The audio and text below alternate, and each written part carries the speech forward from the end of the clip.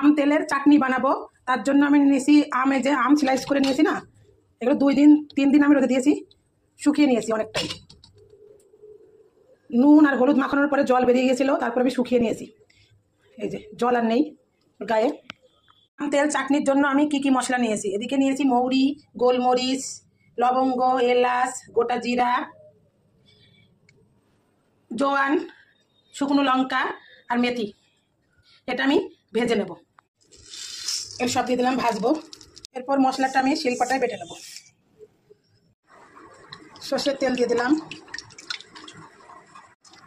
শুকনো লঙ্কা গোটা 4-5টা, তেজপাতা,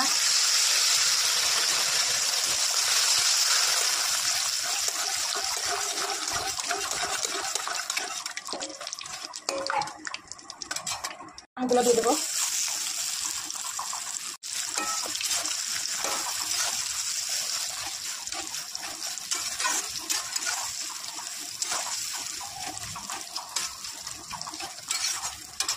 ভালো করে ভেজে ভেজে নেব।